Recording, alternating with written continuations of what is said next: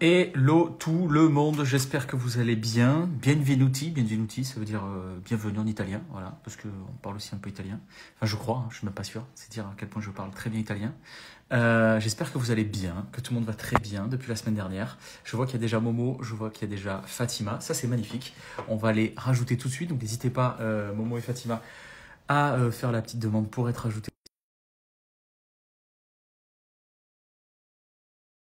Et aussi disponible en podcast évidemment. Aujourd'hui, il y a un thème et c'est notamment, alors juste je les rajoute ici, hop, voilà.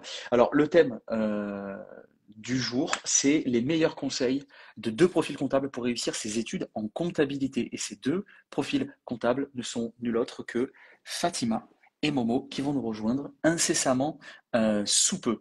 De façon globale, on a vu qu'il y a eu pas mal de retours ultra positifs sur le live, donc c'est pour ça aussi notamment et surtout qu'on continue. Il y a pas mal de vues notamment sur les podcasts et surtout sur les replays, les réels aussi, qui ont pas mal marché, donc ça c'est cool.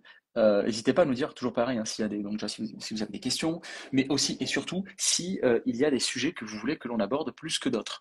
Euh, donc alors, pourquoi est-ce que ça ne fonctionne pas? J'ai tenté de rajouter. euh, alors ça ne marche pas. Pourquoi est-ce que ça ne marche pas? Alors attendez, je n'arrive pas à rajouter nos amis Momo et bon, eh bien écoutez, vous savez ce qu'on va faire? On va arrêter le live, on va le reprendre directement. Ça m'embête, hein, mais ah non, c'est bon, ça marche, Ouais, ça comment marche. ça va? Ben ça va très bien. Et toi, Ça Momo? va. Toujours un peu Ouais, fatigué, mais ça va, ben écoute. ouais, effectivement, j'espère que tu t'es remis hein, de la semaine Ouais, passée. ça va, écoute. Et toi? Bah écoute, tout va très bien, tout va très bien, hein. Top. Ça avance bien du côté d'Applicable, de VDC, donc je suis content, tout va bien, tout va Magnifique. très bien, tout va très Bon, bien. là, je garde le téléphone dans mes mains, et puis il risque d'y avoir des bruits d'enfants. C'est normal, Donc, je m'excuse d'avance. c'est bien normal. Hello Marion, alors de quoi est-ce que nous allons parler? Alors le sujet aujourd'hui, c'est les meilleurs conseils de deux profils comptables pour réussir ses études en comptabilité. Donc si tu es en études de compta, bah, évidemment, n'hésite pas à poser des questions. Si tel n'est pas le cas, n'hésite pas à poser des questions que tu estimes être intéressantes à aborder pour ceux qui le sont, pour ceux qui sont justement en études de compta.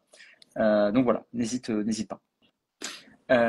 Euh, voilà pour ça. Et alors que je vois que Fatima n'arrive pas à nous rejoindre, alors même que je la rajoute sur le live, ça me dit qu'elle n'est pas, elle ne peut pas nous rejoindre. Bon. Hello le chiffre 92, j'espère que tu vas bien. Donc oui, Momo aujourd'hui. Hello Fatima, je vois que tu nous fais tu nous mets une petite emoji, mais alors attends, si je tente de t'inviter, hop, ici je ne peux pas comme ça. Comment est-ce que je peux faire? Non, t'es obligé de venir. T'es le seul à avoir la main pour ça, pour le coup. Ouais. Alors attends, invite to join. Là, je lui fais une invitation. Ok. Donc voilà. Donc le but aujourd'hui, je le répète pour ceux qui arrivent en cours de route, les meilleurs conseils de deux profils comptables pour réussir ses études en comptabilité. Donc n'hésitez pas si vous avez Oh. des questions à les Alors, on poser. a Romain Froment dans le Ouais, live. il était là la Exceptionnel. semaine passée aussi. Exactement. Exceptionnel. Hello Romain. Hello, hello. Euh, du coup, Romain, que tu connais, Momo. Euh, que je connais par le biais des réseaux sociaux et on s'est rencontrés au congrès de l'ordre. Il est très axé data et moi aussi. Et il parle pas mal aux jeunes, donc Ouais, voilà. ouais, ouais. Bah oui, on a pas mal aussi échangé avec Romain. Donc, comme je lui ai dit, quand il veut, il nous rejoint sans problème. Alors que là, on tente de faire venir Fatima. Alors, il y a toujours un petit souci de connexion. Fatima, je sais pas si tu peux nous écrire, même par message, nous dire ce qu'il en est. Bah oui, à fond, Romain, bien sûr. Avec grand plaisir pour t'avoir avec nous. Oumaima qui nous dit bonjour à tous. Mais bonjour à toi aussi, Bonjour Oumaima. Waymas, c'est Euh, ma petite nièce pour info. ah, Big up la MIF. eh bien, enchanté.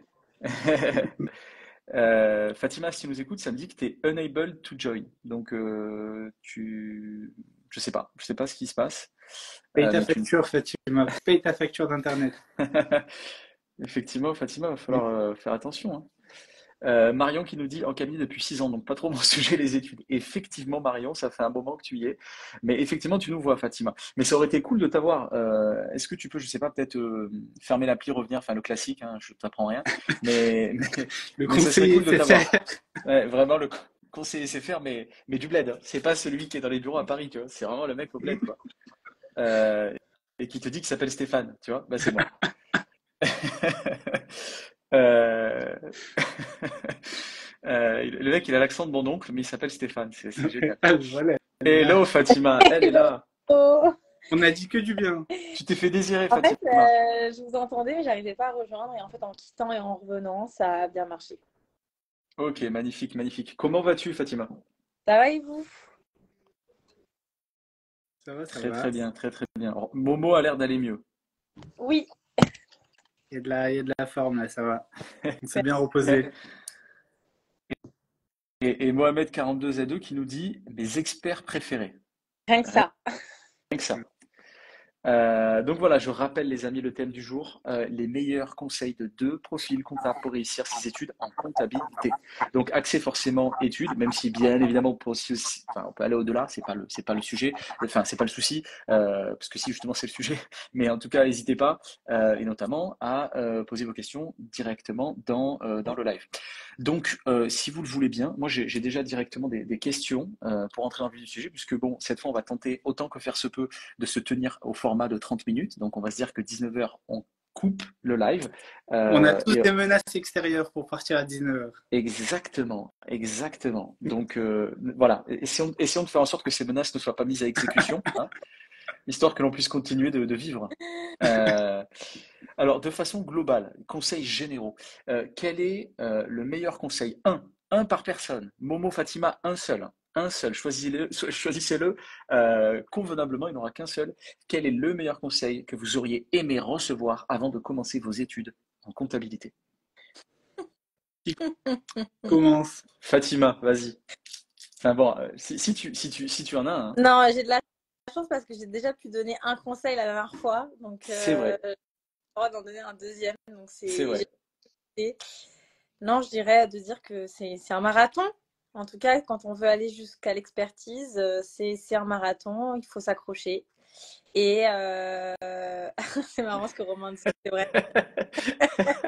Non, c'est vrai que Déjà, c'est un oh, marathon, il faut savoir être patient. Voilà, patient, que à chaque étape, on apprend des choses et c'est peut-être pas au départ super passionnant, mais qu'il faut passer par là, donc il faut être patient. Être patient pour avoir le temps de découvrir toutes les belles choses que réservent ces études. magnifique conseil, merci Fatima. Donc la patience, c'est un marathon, ce n'est pas un sprint. Et Romain, pour ceux qui nous écouteraient en podcast et qui ne pourraient pas voir, Romain nous disait déjà oublié qu'il faut être fort en maths. Effectivement, Totalement. euh, ce n'est pas un prérequis. Momo, quel est ton conseil? Peut-être que c'est celui le même que Romain. Aussi, mais moi j'aurais dit de valoriser la pratique. Ok, Tu vois? Parce que la théorie c'est une chose, mais quand tu arrives en cabinet dans le monde professionnel, on apprend énormément de choses. Donc c'est de dire aux étudiants et futurs candidats de valoriser la pratique. ok. Et juste, je me permets de rebondir sur ce que tu dis, Momo. Est-ce que si d'aventure, tu es en études de compta, tu es en BTSCG, DCG, voilà, tu es dans les premières phases et tu te dis, attends, non, mais là, en fait, c'est compliqué, j'arrive pas, comment est-ce que je vais le mettre, c'est pas fait pour moi, etc. Est-ce que pour autant, c'est un signe ou est-ce que non, justement, comme tu le dis toi, non, en fait, attends d'être dans la pratique et tu verras qu'en fait, tout ça va être beaucoup plus clair. Non, non, parce que honnêtement, quand j'étais en BTS, on apprenait des choses, je voyais pas l'intérêt. Même en DSCG, Ça, hein, c'est on intéressant. apprenait des choses. Ok, Je voyais pas l'intérêt, notamment dans les fusions, etc. Tu te dis, je vais jamais le voir en cabinet parce qu'à côté, tu es en ouais. alternance. Mais dans le fond, quand tu es en cabinet, tu vois la réalité des choses, la réalité du terrain, fiscal, enfin, social et tout ce qui est comptabilité, mais vraiment pur. Et tu te dis que ça a quasiment rien à voir ou très peu à voir avec les études. Les études te donnent simplement les bases, tout le reste, tu vas l'apprendre en cabinet. Et ce que tu fais dans les études, c'est principalement du droit. C'est du droit social, du droit fiscal, du droit des sociétés. Donc, en fait, tu apprends toutes les bases pour faire un premier step de conseil dans ta future carrière. Mais dans le côté pratique, tu apprends vraiment les bases sur la partie saisie, fiscalité. Tu arrives en cabinet et c'est là que ton cerveau, en fait, il va se mettre en marche et apprendre tellement de choses. Ok, donc la finalité, c'est ne pas avoir peur si voilà, il y a des concepts qui, dans les cours, dans la théorie en tout cas, paraissent un peu Oui, compliqués à appréhender.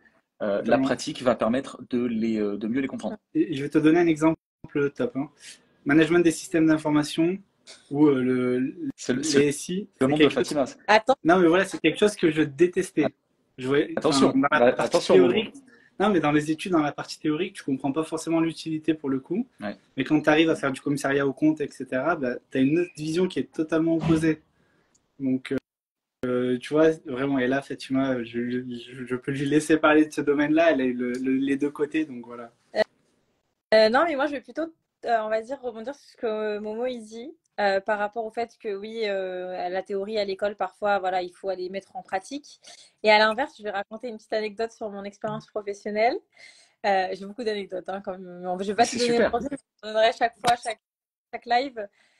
Par exemple, moi, quand j'étais en alternance au tout début, bah, j'étais plutôt au côté compta fournisseur, compta client. Et en fait, quand tu es hyper curieux et que tu rentres dans ce métier pour te dire je vais aider des chefs d'entreprise ou des choses comme ça, le temps paraît très long. Et personnellement, après 1 an d'alternance, je me suis dit, ah ouais, je me suis trompée de voie, je vais arrêter. Alors que c'est le travail qui m'a dit ça, qui m'a fait dire ça, parce que mon poste était un peu chronophage, ça y est, j'avais envie de voir d'autres choses, mais en fait, quand tu es dans une grosse boîte et que tu fais la compta four, tu es embauché pour faire que ça, donc tu peux pas, bon, tu peux essayer de prendre d'autres projets, mais mon quotidien, c'était quand même de tenir un portefeuille de fournisseurs, et je me suis dit, ouais, je me suis complètement trompée, en fait. Et là, ce coup-là, c'est les cours qui m'ont fait tenir. Parce que on fait le droit fiscal, parce qu'on faisait du droit de société, que je me suis dit, bah, en fait, je vais finir par le voir, il faut que je sois patiente. Et voilà. Donc, je pense que c'est l'alternance, c'est comme disait Romain dans les commentaires, il a dit alternance power. Je suis entièrement d'accord parce que quand tu es déprimé de l'école, tu as le travail. Et quand le travail te déprime, bah, tu retournes à l'école. En fait, tu n'es jamais suffisamment déprimé pour arrêter. Et du coup, voilà, ça te fait tenir et c'est pas mal. Très clair, ça c'est intéressant, cette double facette Momo et Fatima. Romain qui nous dit dans les commentaires, en cours de compta appro, le prof nous dit, de toute façon, vous ferez jamais de conso. 6 mois d'après, 6 mois après, je faisais ma première conso avec 50 sociétés. Ouais, effectivement. Non, Mais oui, la pratique, elle peut être complètement différente, clairement, ouais, de la théorie, hein. totalement. Carrément. Ah bah moi, si on Euh, des vas-y, systèmes pardon. d'information, si on m'avait dit que j'allais faire des systèmes d'information un jour, tu sais, quand j'ai commencé les systèmes d'information, première semaine, je me suis dit, mais pourquoi je fais ça? Bah, à chaque fois, que je me lance un nouveau défi, c'est pourquoi je fais ça. Moi, quand mon ordi il buguait, je tapais dessus, tu vois, à l'époque. Et mes cours de SI, c'était un truc, voilà, c'était un truc pour moi qui avait aucun sens. Mais en fait, c'est vrai que les profs à la fac, enfin moi j'ai fait la fac du coup, ils sont un peu déconnectés de ce qu'on fait vraiment en entreprise dans ce métier. Vraiment des spécialistes des systèmes d'information, ils comprennent pas trop pourquoi nous on s'en sert. Ouais, Et en fait, c'est le conseil que je donnais la semaine dernière. Si tu te poses pas la question de pourquoi tu fais cette tâche-là, tu te retrouves vite dans un truc où tu rames quoi. ouais. Alors, moi, Et j'ai une question, Ryan, vas-y, rapidement. vas-y, bien sûr, oui. Est-ce que c'est possible de faire monter Romain juste un instant pour qu'il nous donne un retour d'expérience? Parce que lui, il recrute pas mal et il a beaucoup plus d'expérience que moi dans l'expertise et de voir en fait peut-être l'évolution des candidats, notamment sur la partie études et pratiques, ça serait Bien sûr, bien à voir. si Romain, tu veux nous rejoindre, comme je te le disais la semaine passée avec Fatima, tu es le bienvenu, hein. Donc n'hésite pas du tout, si tu veux nous rejoindre, tu es évidemment le bienvenu. Et tout le monde, évidemment, est le bienvenu, hein. Ouais. Évidemment, Donc, donc on a une n'hésitez pas ceux question qui veulent nous sur rejoindre. la différence entre une carte de crédit et une carte de Ouais, débit. Bah, c'est simple, hein, une carte de débit, tu dépenses, c'est prélevé sur ton compte quand tu payes, quoi. Et une carte de crédit, c'est un crédit revolving qui est associé. Tu as une autorisation ou pas hein, de dépenser un montant, donc par exemple 2 000 euros. Et tu pioches sur les 2 000 euros ce que tu veux dépenser. Et tous les mois, tu es prélevé une petite somme pour rembourser les 2 000 euros. C'est Voilà. ça. Et c'est très de plus clair. en plus courant maintenant sur tous les comptes bancaires. Ils te mettent quasiment des petites sommes en parallèle, Mais que même de démarrage à je ne 400 euros. recommande pas personnellement Ouais, pour je une bonne, recommande pas. euh, pour Mais, une bonne mais voilà, ils te mettent ça, du coup, t'es poussé peut-être à plus de dépenses alors qu'il n'y a pas forcément Sans t'en rendre d'intérêt. compte, très clairement. Moi, je me suis fait avoir. très très cher. Ça coûte très Ouais, cher. moi, Enfin, je me suis fait avoir notamment aux États-Unis, hein. On a une boîte aux États-Unis. Je me suis fait vraiment avoir comme un bleu, hein. Et je m'en suis pas du tout rendu compte. ils Donc, ont la culture aux mais États-Unis, c'est clair. exactement, là-bas, c'est. Et puis, de toute façon, c'est toujours pareil. Tu vois, quand tu vas payer quelque chose, ils te disent débit ou crédit. Comment est-ce que tu veux payer en débit ou en crédit? Moi, je dis, mais de quoi tu me parles, cousine? Moi, je veux payer, c'est tout. De quoi, qu'est-ce que tu me racontes, ça? Je veux juste payer, Ouais. madame, payer, et ne pas aller en prison, parce que la prison, c'est dur aux États-Unis, c'est tout ce que je veux. Madame, pas de problème, moi. Enfin, bref. Ok.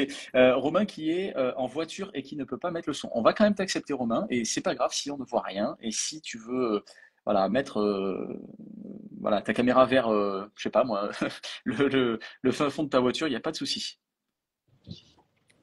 Hello! Ah ben voilà, tu peux. Ah ben magnifique, si Et tu peux salut! Salut retirer. Romain, Comment tu vas, Alors, Romain? Romain, Vous On m'entendez? t'entend top. très bien. Nickel, impeccable. Eh bien, merci pour l'invitation. Mais ça fait plaisir de t'avoir. Donc ouais non carrément on recrute effectivement et je rebondis sur ce que vous venez de dire alternance franchement de ouf. Moi donc moi j'en ai fait l'alternance sur ce qu'on appelait à l'époque le DECF, excusez-moi, l'équivalent du BCG, on se moque pas. Mais ouais alors à la base j'étais moi je voulais faire ingénieur au début et l'alternance qu'on en parlait à l'école, au collège, au lycée, c'était un peu c'était un peu en lycée général, la tendance c'est un peu pour les teubés en mode tu vas faire des métiers pourris et tu fais ça si tu t'en sors pas en maths, en français ou en anglais. Et à la fin quand je découvre le métier d'expert comptable, j'ai fait une année, je fais la première année en compta en lycée et après j'ai eu besoin d'un peu de thunes pour prendre mon appart et j'ai découvert qu'il y avait de l'alternance et je me suis régalé quoi. Je me suis régalé. Alors, c'est un rythme un peu plus soutenu que simplement si on va à l'école, parce qu'il faut assumer l'école, les révisions, le taf, et puis accessoirement un peu de vie de famille si tu en as une.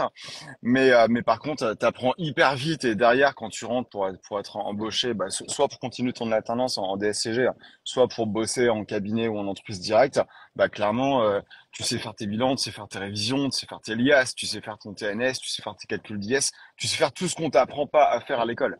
Et moi, je me souviens quand j'étais sorti de ma première année de compta, où on nous avait appris à faire, entre guillemets, des bilans, mais de façon théorique en comptabilité. Quand tu sors de là, tu vois un employeur, tu dis, ouh, je sais faire des bilans. Il te dit, t'as déjà vu l'IAS? Tu lui dis, bah non. Il te dit, bon, bah, tu sais pas faire de bilan. De quoi tu parles? Donc, ouais, non, franchement, l'alternance, on apprend hyper bien, on apprend beaucoup plus de choses en alternance que simplement à l'école. Et on est beaucoup plus vite opérationnel derrière quand on rentre dans le taf en dur à coup de 35 ou 39 heures, hein, c'est clair. Mm. C'est clair, c'est clair. Et Enzo qui valide ce que tu dis en nous disant dans les commentaires, l'alternance c'est l'avenir pour faire le lien entre l'entreprise et l'école, une vraie plus-value pour le CV. Totalement. Enzo, c'est le frérot, on a fait l'alternance ensemble, on était dans la même Ah, classe. trop cool. Donc, Mais surtout que je totalement. pense que même au-delà de la compétence, si tu fais une alternance sur un domaine dans lequel tu n'es pas embauché plus tard, ça te permet d'avoir quand même des codes d'entreprise que tu n'as pas. Aujourd'hui, moi, je vois une vraie différence dans les juniors qu'on encadre entre ceux qui ont fait un petit stage de fin d'études vite fait une fois et des gens qui ont fait 2 ans d'alternance.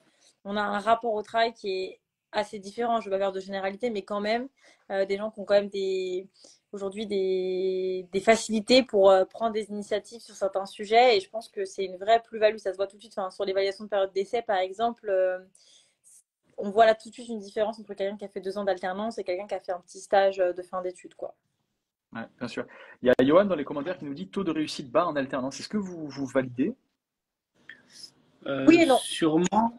Moi, Alors, vas-y, je te laisse si ouais, tu veux. je veux dire oui et non parce qu'en fait, je pense qu'il y a aussi beaucoup de gens qui vont en alternance de par les préjugés que Romain a évoqués dans le sens t'es pas bon en maths, t'es pas bon en français, donc tu vas là-bas. Donc il y a beaucoup de gens qui y vont en pensant c'est bon, je vais travailler, j'ai pas besoin de beaucoup réviser, c'est la planque, etc. Et du coup, ils se rendent pas compte qu'en fait, c'est 2 fois plus de travail finalement. Et donc, je pense que les chiffres, ils sont un peu faussés par rapport à ça. Mais moi, tout le groupe d'alternance avec lequel j'ai travaillé, déjà, j'avais des employeurs qui étaient très compréhensifs sur le travail qu'on avait à l'école. Donc, ça empiétait pas, hein. Je travaillais pas dans un Big Four à l'époque.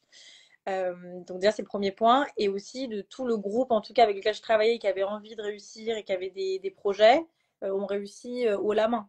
Enfin, je pense que c'est pour ça que les chiffres sont un peu faussés, en tout cas. Ouais, Et juste pour rebondir, en fait, si tu vas-y, veux, mon quand tu boss. arrives en alternance, c'est comme si tu avais 2 CDI, hein, ou 2 CDD, tu le vois dire comme tu veux. Et le problème, c'est que t'en as qui vont foncer sur l'emploi parce que ils ont une rémunération, ils vont se consacrer dessus, ils vont oublier l'école et aller aux examens en se disant je vais viser un 6 pour valider le minimum et sur les matières faciles, je vais essayer de choper une bonne note. Et Ouais. tu as ceux qui vont se dire en fait, je vais bosser dans les deux, viser un 10-12 pour valider mes diplômes et derrière finir sur un CDI. Et pour rebondir à un commentaire, tout dépend de la formation que les cabinets nous offrent, ça totalement. Parce que tu as des cabinets qui vont te mettre un peu de côté, ça va te dégoûter du métier. Tu en as des autres qui vont totalement t'impliquer dans le projet du cabinet. Et derrière, tu vas vouloir valider tes diplômes pour pouvoir évoluer aussi en Donc le interne. choix du cabinet, il est aussi Ouais, important. totalement. Un cabinet qui te prend vraiment au sérieux. C'est un peu ce que tu disais aussi pendant les derniers lives, Momo. Ouais. Là, justement, il y a un super exemple de Lucie. Lucie, bravo à toi, qui nous dit le rythme est très soutenu, mais vraiment, je ne pourrais plus faire sans. Je suis en alternance de DCG actuellement en première année et major de promo. Donc, Bravo. félicitations à toi. Bravo. Et Golgoth qui nous dit, c'est surtout que les alternants sont surtout exploités. Ils font rarement 35 heures avec les contraintes et la pression de certains cabinets. Je pense, Golgoth, alors je me permets de répondre à la place de Momo, Romain et Fatima, c'est que je pense que ça dépend aussi, c'est ce que disait, ce qui était dit tout à l'heure, c'est que ça dépend aussi, surtout, je pense, du cabinet. Ouais. Donc peut-être, Golgoth, que tu n'es pas tombé sur le bon cabinet. Et ce n'est pas fait pour tous les profils, Johan, je suis d'accord. C'est vrai que l'alternance, ça demande déjà une bonne gestion soi-même de ses priorités. Dans le sens où quand on travaille vraiment, hein, parce qu'il y a des gens qui pensent que quand on va au travail, on écrit son mémoire ou on révise ses partiels. Alors, personnellement, moi, j'ai toujours eu des vraies alternances où j'ai eu un vrai emploi, où j'étais une vraie, enfin, un ETP, quoi. En revanche, justement, parce que je ramenais pas mon travail, enfin, le travail scolaire au travail, mon travail ne me demandait pas de travailler sur mon temps scolaire. Donc, l'équilibre, il est là. Et c'est exactement ce qu'on se disait avec apprendre à couper, même en étant en CDI. C'est aussi à soi de se dire, ma priorité, c'est, ok, c'est bien sûr d'être employable, d'acquérir de l'expérience, etc. Mais sans diplôme, on a du mal à être embauché aujourd'hui. Donc, il faut aussi se dire que le diplôme, ça reste quand même une priorité, tout en faisant bien son travail. Mais si le cabinet aujourd'hui nous demande de faire beaucoup plus alors que ça met en péril le diplôme, je pense que c'est à nous aussi de mettre le curseur au bon endroit. Après, je pense qu'il ne faut pas faire de généralité. Il y a des cabinets qui comprennent très bien ces enjeux. Moi, personnellement, je sais que si un jour j'ai la chance d'ouvrir un cabinet, je veux vraiment permettre justement aux collaborateurs de pouvoir finaliser leurs études dans des bonnes conditions. Parce qu'en fait, comment on fidélise les équipes si on n'est pas capable d'offrir justement une possibilité d'obtenir son diplôme de manière correcte. Enfin, ça ne dit pas de beaucoup de belles choses pour la suite. C'est clair. Donc, il y a aussi de devoir fidéliser ses équipes, normalement, t'amène à trouver un équilibre. Après, oui, il y a de l'exploitation, malheureusement. Après, on n'en fait pas des généralités. Il y a des gens qui trouvent. Il y a Marie dans le live que je vois, qui est avec moi en alternance, qui est en cabinet. Je pense qu'elle a su justement faire la part des choses et ça s'est très bien passé. Et elle a été en CDI par la suite. Donc, voilà. Et justement, Lucie qui nous dit, c'est faux, nous, on est en 39 heures, mais cabinet très compréhensif. Donc là, c'est toujours pareil, c'est juste que, on en revient à ce qu'on disait, c'est très propre aux différents cabinets. Et ce que disait là Fatima, voilà, ça dépend des cabinets. Et il y en a qui sont plus ou moins compréhensifs de cette situation-là. Et pour rebondir là-dessus, donc nous, chez Appicab, du coup, on aide pas mal de cabinets à recruter. Il y en a beaucoup qui nous disent, parce qu'on le sait très bien, c'est difficile aujourd'hui de recruter des profils comptables, beaucoup nous disent qu'une de leurs stratégies les plus fortes, sur le long terme en tout cas, c'est effectivement de prendre à la source, donc du coup, des étudiants, des alternants, et de s'assurer effectivement qu'ils puissent les former de la façon la plus convenable possible au métier, mais aussi surtout au diplôme, pour qu'ils arrivent aussi avec leur diplôme, et s'assurer effectivement d'avoir des collaborateurs qui soient les plus à même de répondre aux besoins du cabinet. Et ça, de toute façon, c'est dans l'intérêt à la fois de l'étudiant et du cabinet que de s'assurer qu'effectivement l'étudiant ou alternant puisse effectivement réussir ses études et aussi son alternance en cabinet. Yes. Voilà pour ça. Oui, vas-y En Momo. fait, j'avais simplement demandé à Romain est-ce que eux, ils avaient une stratégie pour la gestion en fait des alternants ou en fonction des diplômes, est-ce qu'ils avaient des grades assez particuliers ou pas en interne?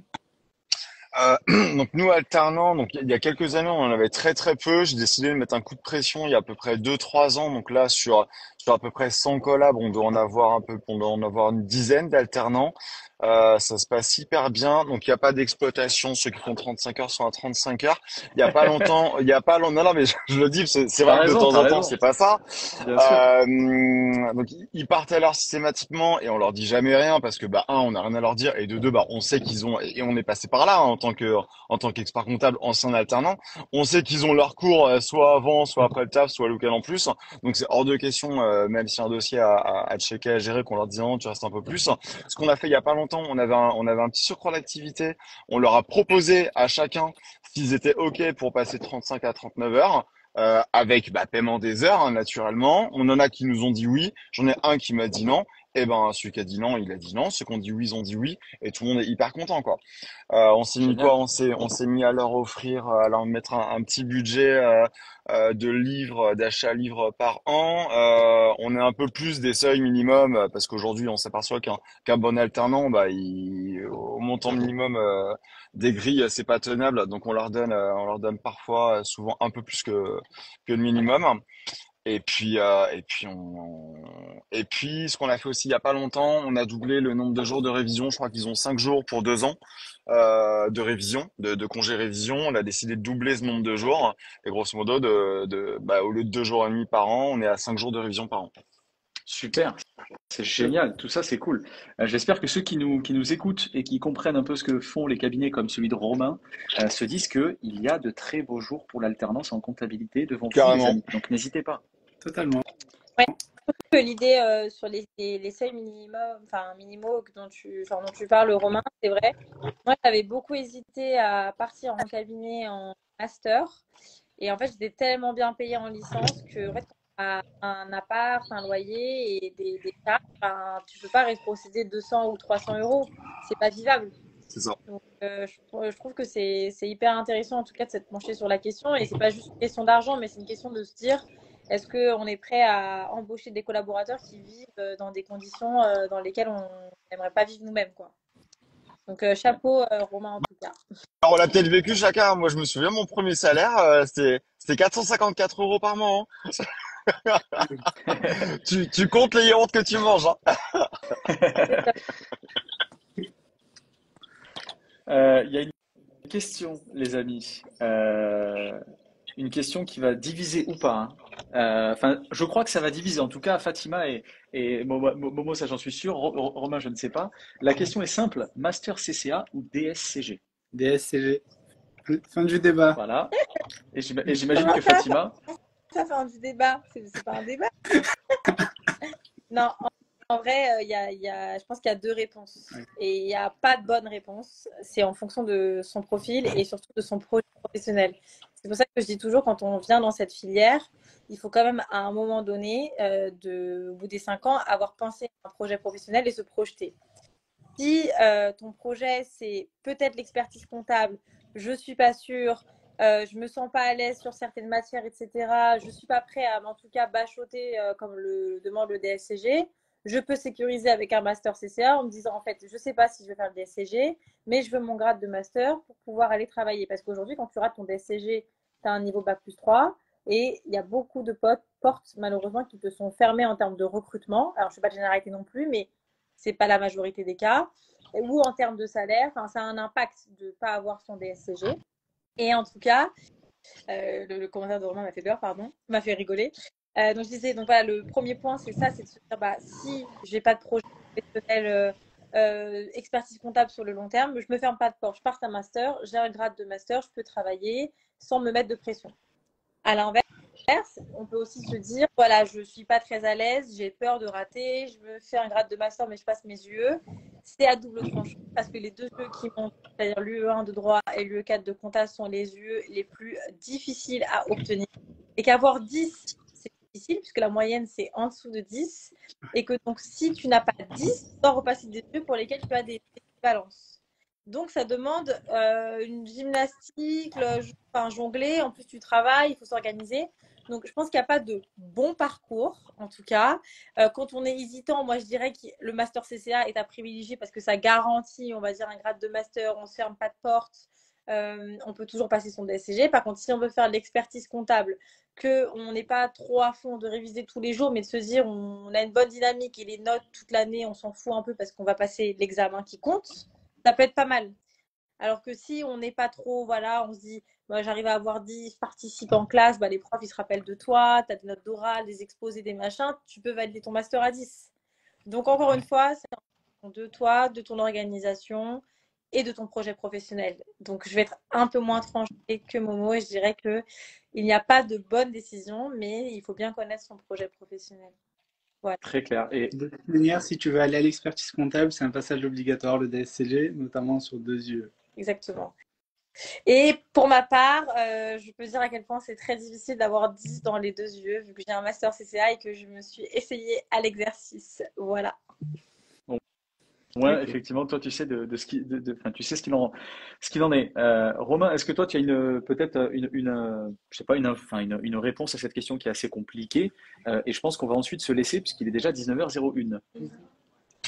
Ouais, carrément. Non, franchement, en termes de niveau, de compétences, de tout ça, je pense que c'est à peu près équivalent. Effectivement, le DSCG, c'est la porte obligatoire pour s'ouvrir au stage d'expertise comptable derrière. Moi, je m'étais pas vraiment posé la question dans le sens où moi, enfin, mon DSCG, je l'ai fait tout seul avec les bouquins à la maison, en fait. Et j'avais mon taf à temps complet en cabinet. Alors, j'ai mis un peu plus de temps, hein, je l'ai pas validé en 2 ans, vous énervez pas. Mais, c'est la... Mais bon, j'ai fini par valider ça. Mais concrètement, voilà, là on a deux experts comptables stagiaires troisième année. Quand ils sont rentrés, il y en a un qui est sorti de son DSCG et l'autre de son master CCA. Enfin, dès le début, ils avaient le même niveau. Donc oui, effectivement, si vous voulez faire expert comptable dès le début, vous savez que vous allez être expert comptable, la question se pose pas. Peut-être partez sur un DSCG en direct. Après, si vous n'êtes pas vraiment sur l'expertise comptable, vous savez que vous voulez faire de la compta, de la finance, de la direction financière, et ou peut-être de l'expertise comptable derrière, et vous voulez effectivement jouer un peu la carte de la prudence entre guillemets, peut-être que le master CCA, vous m'arrêtez si j'ai une bêtise, hein, mais peut-être une bonne idée aussi. Là, bah, ma collab expert comptable stagiaire troisième année, qui est passée par un master CCA, elle, ce qu'elle a fait, elle a passé son master CCA, derrière elle s'est inscrite à des prépas un peu intensives l'été, elle a passé son DSCG, elle a validé les 2 EV qu'il lui fallait. Donc elle n'a pas eu besoin de faire une seule année de DSCG pour valider son truc. Et je vais juste tempérer enfin, un dernier propos, mais c'est que surtout, malheureusement, si on n'est pas sûr de faire des expertises comptables et qu'on veut aller dans une direction financière, aujourd'hui, et malheureusement, et personnellement, je n'ai toujours pas l'explication de pourquoi, aussi, on va dire que deux profils avec un DSCG et un master CCA, l'entreprise, elle va privilégier un master CCA. Je ne sais pas pourquoi, mais c'est un problème de reconnaissance en tout cas de. Alors que moi, j'estime qu'un DSCG, il est voilà, au-dessus personnellement en termes de compétences, c'est mon point de vue. Hein.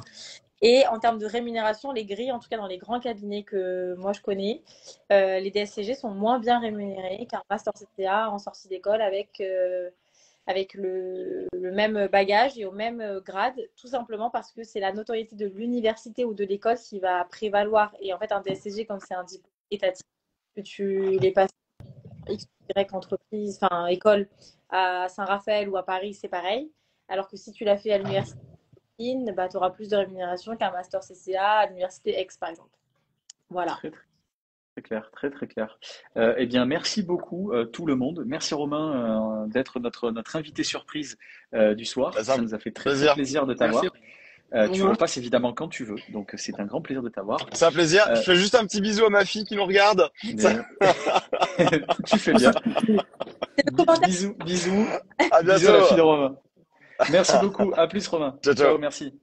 Merci Fatima, merci Momo. On se quitte là-dessus. C'était vraiment cool de vous avoir. De toute façon, voilà, on se voit les prochaines échéances. Mais voilà, on se tient de toute façon informé là-dessus. Si vous avez dans le live des questions que vous voulez poser à Momo, à Fatima et potentiellement même à Romain, n'hésitez pas effectivement à les poser. Et du coup, on se chargera du coup, je me chargerai en tout cas de leur poser dans les prochains lives. Peut-être un mot de la fin, je vous laisse terminer. Fatima, Momo. Bon, moi, après Ouais. toi. Ouais, allez, moi je vais simplement dire ce que j'ai déjà dit plusieurs fois dans le live, hein, c'est si vous êtes dans les études de comptabilité, foncez, essayez de discuter avec les personnes qui sont déjà du métier pour avoir des retours d'expérience un peu différentes pour chacun, parce qu'on n'aura pas toujours les mêmes réponses. Certains vont kiffer leur passage en cabinet, d'autres beaucoup moins. Donc posez les questions et faites-vous votre propre avis du cabinet et du métier. Ouais. Super. Enfin, tu sais exactement ce que je pense. Et le deuxième point, moi, je dirais, c'est surtout, il ne faut pas avoir peur d'expérimenter des choses et de se dire qu'on ne fera pas ça. Il y a des gens qui vont faire, et surtout privilégier l'alternance. Par exemple, on pense vouloir faire du contrôle de gestion parce que c'est à la mode, etc. On va faire une alternance en contrôle de gestion et finalement, ça ne nous plaît pas. On a la chance de pouvoir changer ou de s'orienter vers autre chose, de découvrir d'autres métiers. Et donc, je pense qu'il ne faut pas négliger en tout cas ni son stage, ni son alternance parce que ça permet vraiment de comprendre un peu mieux son projet professionnel. Et comme on l'avait vu la dernière fois, c'est surtout que les études de compta, ça mène à plein de choses. Et c'est qu'en essayant qu'on s'en rend compte. Voilà. Magnifique. Merci à vous deux pour ces deux beaux mots de la fin.